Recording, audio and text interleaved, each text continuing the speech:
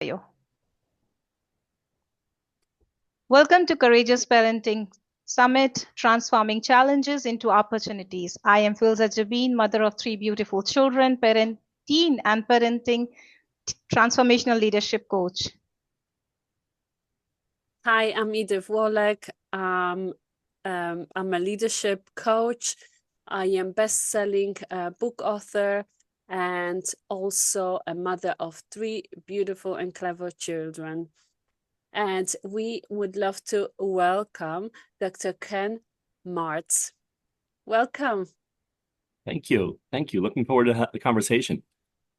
Definitely. So let me read your bio. Dr. Martz has a doctorate in clinical psychology, is a licensed psychologist. He has worked in the treatment and management of addictions, including gambling, for the past 30 years across settings, including outpatient, residential, and hospital settings. He has authored a dozen publications, 6 bestsellers, including the international bestseller Manage My Emotions, translated into multiple languages. He has over 100 local, national, and international presentations in the addictions treatment field. Wow. Keeping busy. Fantastic bio. Thank you. Thank you. Been keeping busy. Definitely. Yes. So can we start on the subject of addictions? We were just speaking with Filza and that when I was growing up, the word drugs, sex, everything into that matter was like a taboo. I've never spoken with my parents about drugs, and I know now how important it is to do that. So can you speak a little bit about how, what are some of the ways that we can introduce those conversations at home to have them with our teens or young adults? Okay. That's so important. We're always, as parents, we are always leading. No matter what we do, no matter what we don't do, we're always sending messages. And so sometimes if I don't bring up a conversation, that also sends up a message. And what message does that send?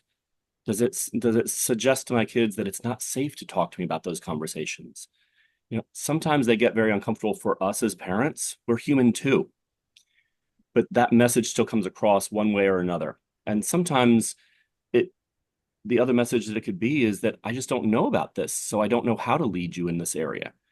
So, for example, very often we think about talking to our kids about alcohol or substances or sexuality, but we don't necessarily also think to talk to them about gambling or about screen time, as we at younger ages hand them a cell phone, and what comes on that cell phone, it's no longer the phone for emergency, but now it comes with many other things that maybe I didn't intend.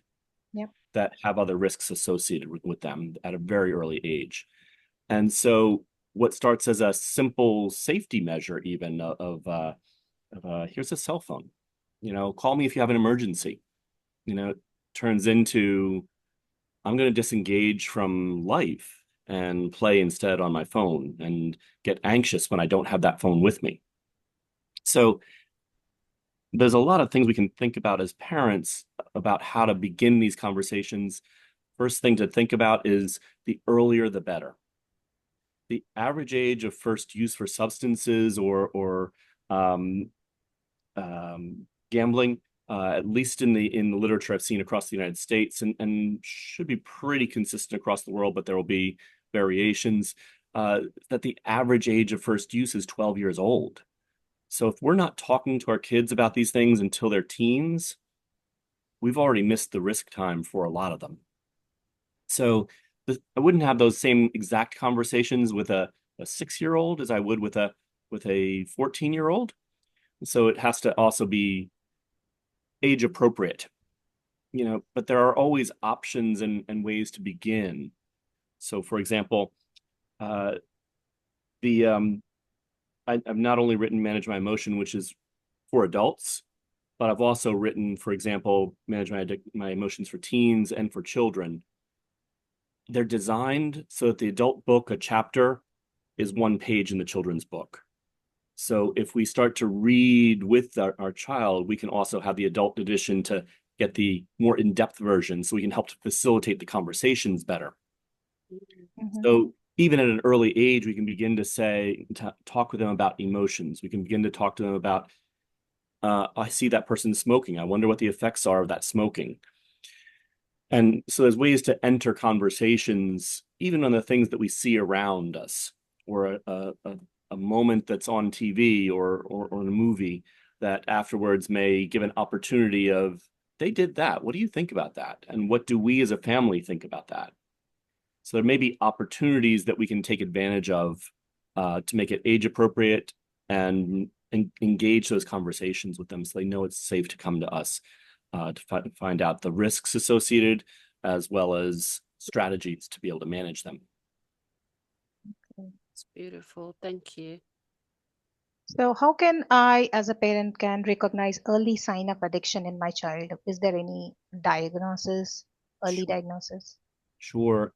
By definition, there's the diagnosis starts at the very end after we've already gone down a process. And so that's one of the things that gets particularly challenging because often the things that start me in an addictive process are not the things that keep me there. So for example, if I have a attention deficit and I or am anxious or I am depressed and I take a sip of alcohol and all of a sudden I feel a little bit better. Now that cues me to, well, I can use this as a method to engage with others, to feel more confident in social relationships. My friends are doing it, and so I want to engage those relationships. So sometimes what starts us in the early stages is not what triggers us into the addiction phase. But starting that early starts to make brain changes in the brain. It starts to make changes in the way we approach things of, for example, using that example, this is the solution to my mood challenge. This is the solution to my fears. This is the solution to my relationship problem. This is my pleasure time. And once I become a habitual user of or practicer of screen time and gambling and everything else, that becomes my go-to. And so this is one of the things you'd be wanting to watch for earlier on, that you want to think about how to have multiple approaches to managing these challenges. So I joke about it. It's not joke. It's my tagline for my book. The what I wish I learned in school, because many times we're not taught all these things in school. It Yeah. begins with a conversation about, hey, there's some risks associated here, but it doesn't end there. Continue with, I as a parent am watching for, do you have good coping skills? Do you have a range of coping skills? Have I helped to teach you even a range of things rather than one thing? The alcohol can be effective for a very short term, but it has so many negative effects along the way that Mhm. that's the problem. Where it becomes a problem is that it gets used as the one and only. Same thing with gambling. It's like we often don't start at a casino. It's illegal. But they may start with a video game. We maybe even gave them the video game. And so you start to see them asking for more and more. Can I get this? Can I get another $20 to unlock this task? And can I get this group? And so even the games begin with this monetizing of continued use. I want this special helmet. I want this special thing that all seems simple and fair. The ways that we start may not be what it continues on to later on. So, for example, as it progresses, it becomes a habit. And I'm not in any way diminishing addiction as a habit, but that's how we learn. So In grade school, we learn 5 times 5 equals 25, 5 times 5 equals 25. So we repeat and repeat and repeat because that's what stores it into our brain. Once it's learned like that, I can't unlearn that 5 times 5 equals 25. So just the same, once the child learns that I have a lot of noise, a lot of stress in my mind, and this calms that, it's hard to unlearn that, that this is my go-to, my escape for an hour, for a day, for a moment, from this fear, from this guilt, from this shame. So that would be the other place to begin to watch for is one is a range of emotions. Number two is the ability to be aware of them. Mm-hmm. Sometimes certain emotions we may be aware of, we may not be aware of them. So for example, it may not be permissible to talk about the things I'm scared of. Or as parents, a child gets angry and shouts and slams a door or whatever they may do. And we teach them, no, don't express it that way. But sometimes they can't understand that higher level thinking about it's okay to be angry, but not to be doing the behaviors that are destructive. And so when I do get angry, what do I do with that? So teaching some of the skills to recognize and manage those emotions so they don't move into destructive behaviors, not just slant and shouting, but also then I'm frustrated. So now I need to go get a drink. So one thing leads to the next. So you're watching for subtler and subtler cues that it doesn't go down a pathway. It didn't start there. It starts it as a more innocent and uh, behavior before it becomes an addictive process. Actually, by the time it becomes addictive, it starts becoming a position where they can't stop. It's kind of like being pulled along because I've learned it so well. It's like if you're in a river and all of a sudden the river starts pulling you forward, even if you want to try and swim to safety, it's pulling you down. That's what addiction is by definition. It's that quality of I've lost my control. So from a parenting standpoint, that's all the more reason they need us to say, hey, I see you struggling here. Let me help you with that. So whatever stage they're at, helping to recognize that and to move them forward into new opportunities and new approaches. That's so clear. Yes, definitely. So when we're talking about drug addictions, can drugs themselves, not even the addiction, but even one-time usage of some kind of drug, can that lead to mental health illness or disorders? Sure. So within substances, there's a wide range of experiences with them. And one of the challenges with drugs in particular is that typically they are illegal. And so that does a number of things. One of which is you don't know what is actually in it. So I maybe think I'm getting this particular drug, but it's actually laced with something else, which creates other problems. Number two, it creates an understanding that, oh, I can do this naughty thing. And it also feels good to be breaking a rule, so there's a rush there as well, which again can trigger that pull forward. There is also the other warning sign to think about is there any family history of addiction? Because there is a genetic component. There's not as much we can do about that, just like a genetic risk for heart disease or cancer. There is a genetic component that some people, I know some individuals who have had a surgery and they got an opiate and they're like nauseous and horrible as soon as they come out of the surgery. It's like, please get this stuff away from me. Other people, by their biochemistry, they take a touch of opiate and it's like, oh, and there's a rush of pleasure and euphoria and freedom. And so our biochemistry can make us respond very differently to different substances. And so some people may be predisposed to a much more intense euphoria and pleasure. Even the exposure creates an issue. It's like So, for example, with alcohol, we talk about fetal alcohol syndrome disorder starting even a little bit earlier. So we know that that is one disorder that is 100% preventable. We know we have no knowledge, we have no space about a safe amount of alcohol use. So the issue is about education, sometimes before an individual even knows that they're pregnant.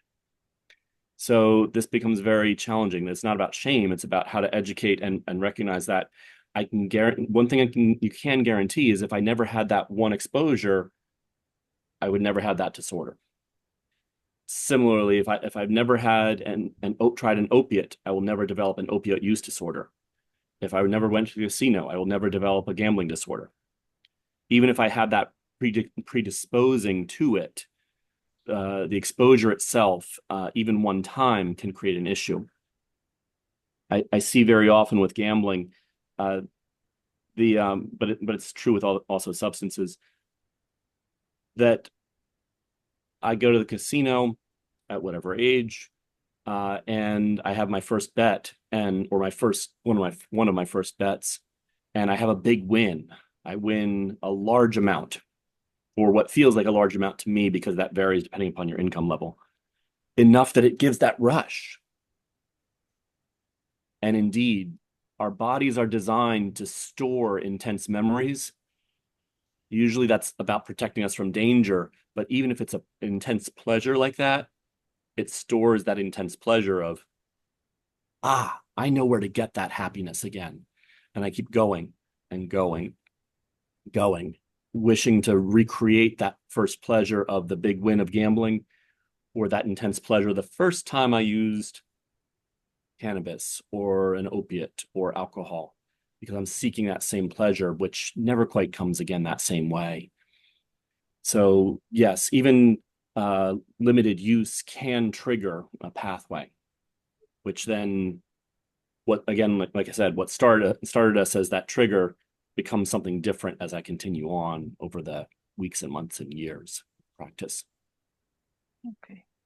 So I have one question here. Are there any specific mental condition like ADHD or mood disorders or any, like bipolar disorders or something which is strictly associated with getting into addiction, any kind of addiction, like screen addiction is very common. Like we can say that drugs is illegal, but screen is legal everywhere. Games are legal, Yeah. and we as a parents are not aware of it. So is there any mental condition which is dragging our children, us even, towards any addiction?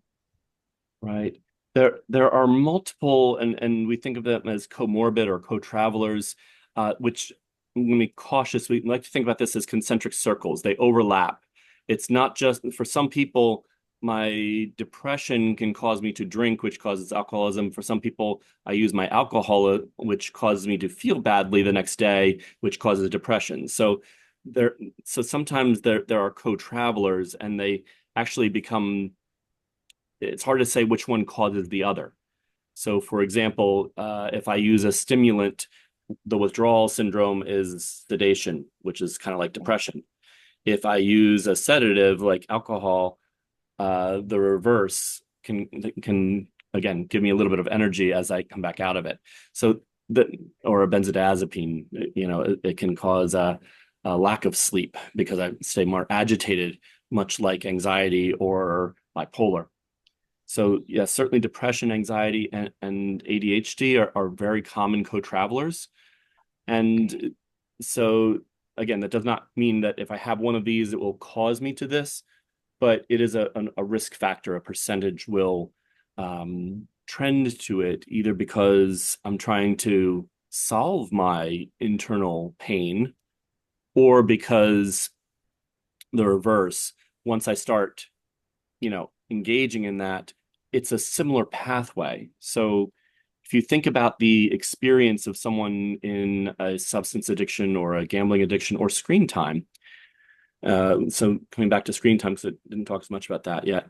When I am there constantly swiping and I need to check it, I need to check it, I need to check it, I need to check it, I need to check it, that mental process of the racing thoughts is very parallel and similar to an attention deficit, and the intense dopamine rush that it comes with the ads or posts that are served to us because they're ones that we click on more and more, because they become more engaging. And so the apps are designed by their nature. For most of us, that's a healthy thing. If I like basket weaving, it will send me more posts about basket weaving. It's very innocuous in and of itself, but it causes me to check more and more and more, which is a parallel mental process of that racing thought that we think of with ADHD or anxiety, for example. A little bit different content, but the same for depression. Sometimes depression is very lethargic, but at other times it has a very ruminative, worrying about my flaws quality. So some of those traits and qualities of those disorders are parallel to the process of worrying about the addictive behavior itself. So they start to parallel, and I do a much longer talk on the brain and how the brain works, and just using the times tables example, I'm predisposed to practicing racing thoughts. So the same things that work for treatment, the things that work for intervening when there's a challenge, can help there as well. Thank you so much. It's it's super interesting to hear about how everything happens, and yeah, we receive it as soon as we start, like from that first moment. So to support our audience, the parents, and so how we can support our children. So what strategies can help children build resilience against any addictions? Absolutely. The same things that will work for addiction will also support, since there's the parallel, will also support the other emotional concerns. So begin to think about some simple things I've already started to talk about. First step is awareness, awareness, awareness. So anything that helps them to raise awareness of their behaviors, of their beliefs, of their emotions is really helpful. I can't change something if I'm not aware of it.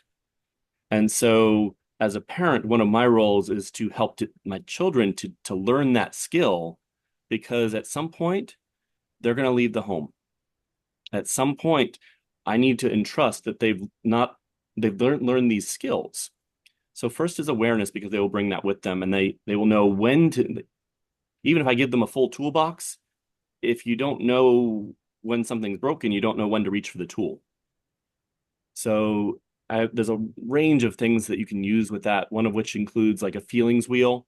I have multiple feelings wheels, some that are designed for children, some that are designed for adult, so that you can begin to help to articulate not only am I mad, but I'm also a little bit hurt, and it's really embarrassing to talk about that hurt. And so the emotions start to layer on top of one another. Before a certain age, they may not have that abstract thinking to be able to think like that. So having a tool to recognize that early is very helpful. The next are, once you identify things, what are the tools for the toolbox? And there are many of them. And one of my favorites is breathing, because everybody's breathing anyway. And there are many different ways to teach it, depending upon what's age appropriate.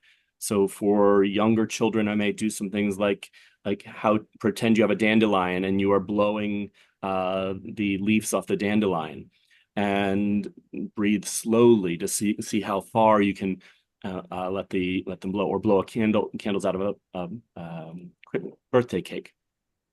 So there's ways to slowly teach that will be age appropriate. As they get a little bit older, a little bit more aware, you can talk about how, without all the details of the anatomy of the physiology, how to draw the breath down into the abdomen. That abdominal breathing is the reverse of that stress breathing.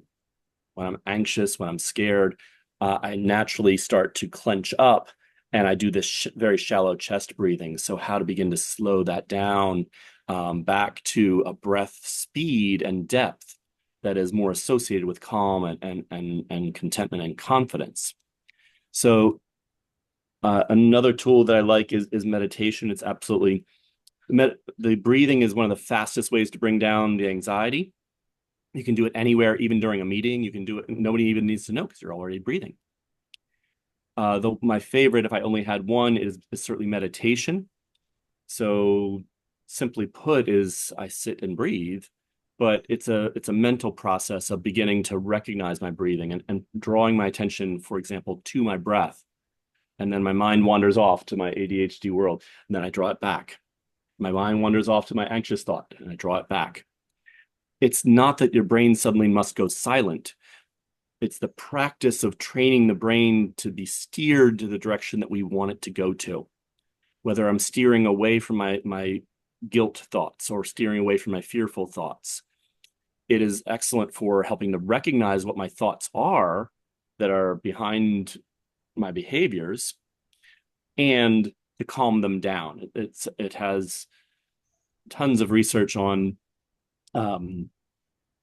reducing cortisol, decreasing heart rate, improving depression, anxiety, and ADHD. Some people get worried about ADHD, and yes, you can meditate. There will be more thoughts to start. It's kind of like a snow globe. When you're stressed, you shake it up. If you just sit still, it will always work. It can't not work. It will slow it down. It takes a little bit of time. It's much like going to the gym. If you do a physical exercise, your muscles will get stronger. You may not see it immediately. Don't stop. But the perseverance and the practice, these are skills like any other. And so there are many other tools in the toolbox, depending upon what the specific issue is. And I like to start sometimes with even simple ones, like the other one I haven't mentioned, would be something like a visualization. So I lovingly call it a grandmother hug. And for an individual, it might not be a grandmother. It's sometimes an auntie. Sometimes it's a safe older adult or even a teacher that when I'm upset, I know that this person makes me feel safe. And so just having the mental image of we all know somebody in our lives that's like that when I just think about them, I just feel a relaxation kind of wash over me. And so when I was in danger or I had trouble as a child, I could go to this person and they would protect me. That feeling just mentally, whether it's a hug or not, immediately calls up those sensations of feeling safe and triggers that safety response in the body. So just visualization of these types of safe images can also help an individual to practice confidence, trust, safety. So there's different ways to intervene depending upon the individual. And I'm a toolbox kind of guy. I like to there's no one answer. I'll tell you which ones I like best. But if plan A doesn't work, then go to plan B, then go to plan C until you find the one that's right for the person you're sitting with.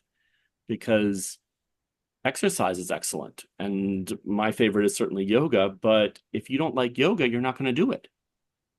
So you need to find the type of activity, a physical activity that they enjoy, because that's the one that they're going to go and do and make regular, because that's really the goal. We want them to do things that will make lifelong habits for their health, not just for the risks. Absolutely. So you've shared wonderful tips for our parents, and I'm sure you have one free gift for our viewers to have. Would you like to speak a little bit about it? Sure. Like I said, meditation is absolutely one of my favorites, and it's been one of my teachers' adamant points is that meditation is so valuable that it should be free to everyone. It's not something I charge for ever. I have a book on meditation, which is designed for the first 7 days. So about step by step how to do it, to how to begin as a new beginner, and what are the proper ways to do it. Usually the challenges that I get, people have misunderstandings about what meditation is. And so this helps to teach in the proper way. It comes with not only the book, but also there are links inside of it. So on day one, here's the audio of me walking you through the meditation. Day 2, here's a little bit longer meditation. Day 3, actually day 1 is breathing. And then the meditations get a little bit longer so that you can begin to practice and find a way that works for you and feel supported through the practice, and begin to make lifelong changes that just a little bit of a difference in direction over a lifetime will end us up in a very different place. So it is, again, one tool of many, but one of my favorites. And so I put as much as I could in there to develop it and get people started onto the right path. So happy to share that.